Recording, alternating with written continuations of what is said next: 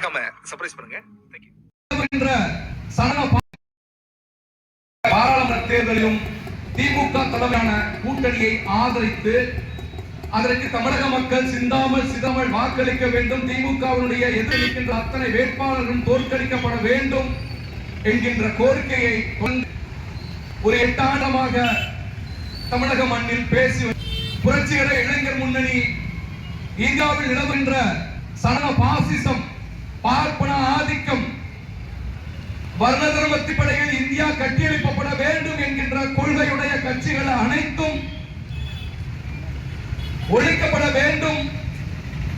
சுருக்கமாக சொல்ல வேண்டும் என்றால் இந்தியாவில் தமிழகத்தில் ஜனநாயகம் மேலோங்க வேண்டும் என்கின்ற உயர்ந்த நோக்கத்தோடு செயல்பட்டு வருகின்ற காரணத்தால் தான் மார்க்சிய லெனினிய குழுக்கள் அமைப்புகள் கூட 2019 திமுக தலைமையிலான கூட்டணியை ஆதரிக்க வேண்டும் என்கின்ற தமிழ்நாடு மார்க்சிய லெனினிய கட்சி புரட்சிகர இளைஞர் முன்னணி துணிந்து மிக தெளிவாக தீர்க்கமாக ஒரு முடிவை எடுத்தது. இந்த தேர்தலில் 2019 பாராளுமன்ற தேர்தலில் திமுக தலைமையிலான கூட்டணிக்கு நாம் வாக்கு சேகரிக்க வேண்டும். ஏனென்று சொன்னால் இந்தியாவினுடைய ஆன்மாவாக இருக்கின்ற அரசியலமைப்பு சட்டம் மாற்றப்படும், மாநிலங்களுடைய உரிமைகள் முழுவதும் பறிக்கப்படும், மாநிலங்கள் ஒழிக்கப்படும். 60-70 ஆண்டு காலமாக இந்தியா மண்ணில் நீக்கமர நிறைந்திருக்கின்ற சமூக நீதி கொள்கை புதைகுழி தோண்டி புதைக்கப்படும். ஒடுக்கப்பட்ட மக்கள், இஸ்லாமிய மக்கள், கிறிஸ்தவ மக்கள் இந்த மண்ணில் அரசியலமைப்பு சட்டம் வழங்கியிருக்கின்ற சட்டங்கள் அடிப்படையில் தங்களுடைய வாழ்வாதாரங்களை பாதுகாத்துக் கொள்ளுகின்ற அல்லது மனநலக்கத்தோடு வாழுகின்ற அத்தனை கூறுகளையும் உடைய அரசியலமைப்பு சட்டம் மாற்றியமைக்கப்படும் என்கின்ற அபாயங்கள் உடைய கட்சிதான் இந்தியாவை மீண்டும் ஆளப்போகிறது.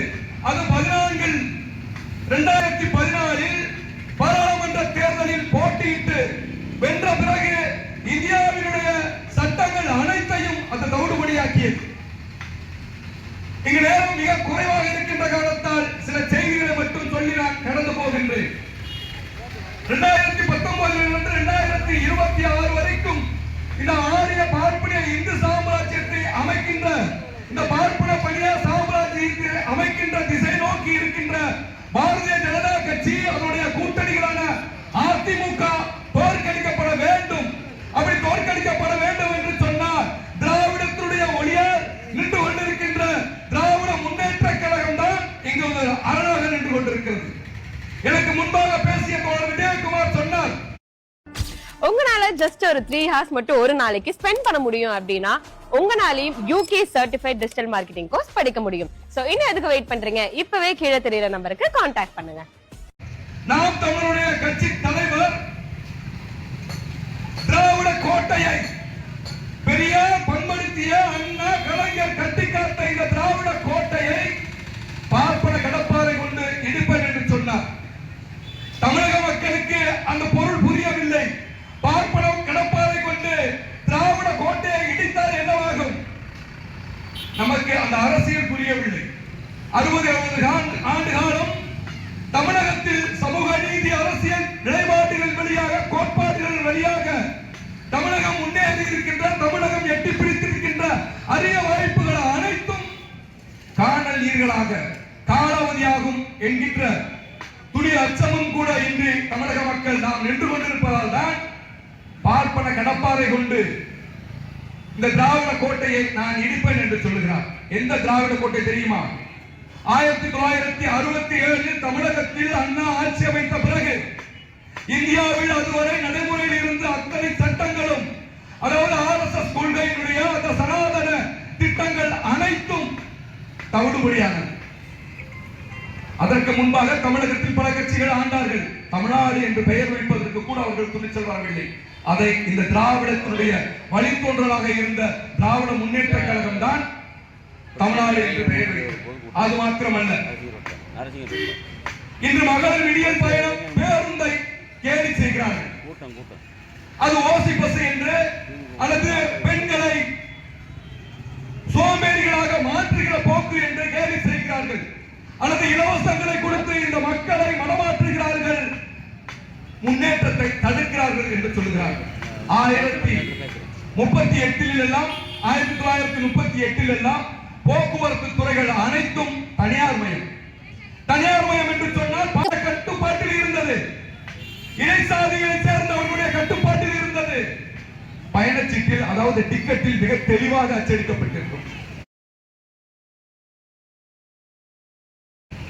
பஞ்சமர்கள் சாதியை சேர்ந்தவர்கள் எவரும் பேருந்துகள் பயணம் ஏற முடியாது. அந்த டிக்கெட்ல அச்சடிச்சிருக்கு. எப்ப 1938 சுதந்திரத்துக்கு ஏறத்தாழ ஒரு 7-8 வருஷத்துக்கு முன்னாடி வரைக்கும் பஞ்சமர்கள் யாரும் பேருந்துகளில் பயணம் செய்ய முடியாது. அப்படி இருந்த நிலைமையை மாற்றியவர் தான் கலைஞர். 70 காலங்களில் மீண்டும் அவர் அரியணை ஏறிய பிறகு தமிழ்நாடு முழுவதும் இருந்த போக்குவரத்து துறை தனியார் மையத்தை ஒழித்து அது பொதுத்துறையாக்கியது, தேசியமயமாக்கியது யார் என்று சொன்னால் கலைஞர் கருணாநிதி. திராவிட முன்னேற்ற கழகம் அந்த திராவிட கோட்டை நிறுவிய சாதனை. அதே போலதான் இன்று ஒத்தக்கடை முழுவதும் பகல் போன்ற வெளிச்சத்தை கொடுத்துக் கொண்டிருக்கிற மின்சாரம் இருக்கிறது அல்லவா? இந்த மின்சாரம் 1970, அதாவது திராவிட முன்னேற்ற கழகம் 67க்கு முன்பாக அரியணை ஏறுகிற முன்பு வரை இந்த மின்சாரம் என்பது தனியார் மயம். இந்த மின்சாரம் என்பது அரசு சொத்து கிடையாது. இந்த மின்சாரத்தை பெற வேண்டும் என்று சொன்னால் ஒடுக்கப்பட்ட மக்களோ, பிற்படுத்தப்பட்ட மக்களோ அல்லது பழங்குடி மக்களோ வாய்ப்பே கிடையாது. அன்னைக்கு இருக்கிற மேல்வர்ணத்திற்கு மட்டும்தான் மின்சாரம் இருக்கின்ற நிலைமை இருக்கு. அதை மாற்றியது இந்த திராவிட கோட்டை, திராவிட முன்னேற்ற கழகம், கலைஞர். அதே போலத்தான் இங்கு ஊர்களாக சேரிகளாக இன்றைக்கு இருக்கின்ற நிலைமைகளை மாற்ற வேண்டும். பிற்படுத்தப்பட்ட மக்களுக்கும் ஒடுக்கப்பட்ட மக்களுக்கும் இடையிலான ஒரு நல்லிணக்கத்தை, ஒரு நல்லுறவை ஏற்படுத்த வேண்டும் என்று சொன்னால் ஊரும் சேரியும் இருக்கின்ற நிலைமையை மாற்ற வேண்டும். அதற்கு இந்த திராவிட கோட்டை, இந்த திராவிட முன்னேற்ற கழகம் முன்வைத்த திட்டம் தான் சமத்துவபுர திட்டங்கள். ஒரு சமத்துவபுரத்திற்குள், ஒரு பகுதிக்குள் ஒடுக்கப்பட்ட மக்களும் பிற்படுத்தப்பட்ட மக்களும் ஒருங்கே அமைந்து வாழுகின்ற நிலை வரும்பொழுதுதான் ஒரு பரஸ்பரமான ஒரு நட்போடு, ஒரு அண்ணன் தம்பி போன்ற ஒரு உறவை, ஒரு ஜனநாயக உறவை மேம்படுத்துவதன் வழியாகத்தான் 2000 ஆண்டு காலம் இந்திய மண்ணில் புறையோடு போயிருக்கின்ற இந்த பிற்படுத்தப்பட்ட மக்களையும் ஒடுக்கப்பட்ட மக்களையும் பல்வேறு சாதிகளாக பிரித்து வைத்து வர்ணத்தினுடைய மேற்தட்டில் இருக்கின்ற வர்ணத்தாருடைய சுகபோக வாழ்க்கைகளை முடிவுக்கு கொண்டு வரும் என்று சொன்னார். இந்த சமத்துவ திட்டங்கள் தேவை என்பதை அவர் முன்வைத்தார். அதே போலத்தான் இந்த கிராம நிர்வாக அலுவலகம் இருக்குது பார்த்தீங்களா, இந்த வியோக்கள் கர்ணன் சொல்லுகிற பொறுப்புகள் உடையவர்கள் எல்லாமே இருந்து உயர் சாதி இந்துக்களுக்கு மட்டும்தான் இருந்தது. பிற்படுத்தப்பட்ட மக்களுக்கோ, ஒடுக்கப்பட்ட மக்களுக்கோ, பழங்குடியின மக்களுக்கோ அந்த வாய்ப்பு கிடையாது. அதை ஒழித்து அதுவரை முன்பாக ஒரு வாழையடி வாழையாக எனக்கு பின் என் மகன், என் மகனுக்கு பின்னாடி என்னுடைய பேரன் என்கின்ற நிலைமையை மாற்றி அதுக்கு பொது தேர்வை வைத்து எல்லோரும் வியோக்களாகலாம், எல்லோரும் ஆதாயங்களாம் என்கின்ற பொது தேர்வை நடத்தியவர் கலைஞர், திராவிட முன்னேற்ற கழகம். இப்படி நிறைய திட்டங்களை நம்மளால் இங்கு அடுக்க முடியும். இப்படி திட்டங்களை உருவாக்கியதனுடைய விளைவுதான் வட மாநிலங்களும் தென் மாநிலங்களும், குறிப்பாக தமிழ்நாடும் மடுவுக்கும் மலைக்குமான வேறுபாடோடு இருக்கின்றது. இப்பொழுதும் வட மாநிலங்கள், குறிப்பாக பீகார், ராஜஸ்தான், மத்திய பிரதேசம், உத்தரப்பிரதேசம் உட்பட மாநிலங்கள் வாழ்கின்ற அனைத்து வகையான உழைக்கும் மக்களுடைய நிலைமை என்பதை இப்பொழுது எல்லோர் கையிலும் ஆண்ட்ராய்டு செல் இருக்கிறது. அதில் வருகின்ற காணொலிகளை பார்க்கிற பொழுது தமிழ்நாடு எவ்வளவு தூரம் முன்னேறி இருக்கிறது என்பதை நம்மளால் ஆத்மார்த்தமாக உணர முடிகிறது. அதற்கு காரணம் பெரியார், அண்ணா, கலைஞர். இவர்களுக்கு வழிகாட்டிய தத்துவம் திராவிட தத்துவம், அந்த திராவிட கோட்பாடு. இந்த கோட்பாட்டை பார்ப்பன கடப்பாறை கொண்டு இடிப்பதாக சொல்லுகின்ற சீமானை எதிர்த்து தமிழக இளைஞர்களோ, ஏனென்று சொன்னால் தமிழகத்தில் இது போன்ற விவாதங்களை தேர்தல் காலங்கள் இல்லாத காலங்களில் நடத்தப்படாததனுடைய விளைவு இவர்கள் பேசிட்டு போறாங்க. இப்படி இந்த பார்ப்பன கடப்பாறையை எந்த விதமான ஒடுக்கப்பட்ட மக்களுக்கோ, பெண்களுக்கோ, பிற்படுத்தப்பட்ட மக்களுக்கோ எந்த விதமான உரிமைகளையும் அங்கீகரித்தது கிடையாது. உரிமைகளை மறுத்த இயக்கம் தான் RSS. அதனுடைய அரசியல் பிரிவு தான் பாரதிய ஜனதா கட்சி. இந்த கட்சியினுடைய கோட்பாடுகளை தமிழகம் முழுவதும் வாங்கி எடுத்துக் கொண்டிருக்கின்றார் சீமான். அதனுடைய இன்னொரு பிரிவாக தான் இங்கு விஜய் நின்று கொண்டிருக்கிறார். பாரதிய ஜனதாவை பற்றி எந்த விதமான கோரிக்கை வைப்பது கிடையாது. மேற்கு வங்காளத்தில் ஒரே ஒரு செய்தியை சொல்லி முடிக்கிறேன். மேற்கு வங்காளத்தில் அமித்ஷா ஒரு கோரிக்கை வைத்திருக்கிறார். மேற்கு வங்காளத்தில் நாங்கள் ஆட்சி அமைத்தால் பொது சிவில் சட்டம் உருவாக்கப்படும் என்று சொல்கிறார். இந்த பொது சிவில் சட்டம் எதுக்கு எதிரானது தெரியுமா? அரசியலமைப்பு சட்டத்துக்கு எதிரானது. பொது சிவில் சட்டம் வந்தால் என்ன ஆகும் என்று சொன்னால் சமூக நீதியினுடைய மிகப்பெரிய பங்காக இருக்கின்ற இடஒதுக்கீட்டு முறை கேள்விக்குள்ளாகும். அனைத்து மதங்களும் சமம் என்று இருக்கின்ற நிலை ஒழிக்கப்படும். எல்லோரும் அவர்களது விருப்பப்படி வாழ்கின்ற வாழ்க்கை கேள்விக்குள்ளாக்கப்படும்.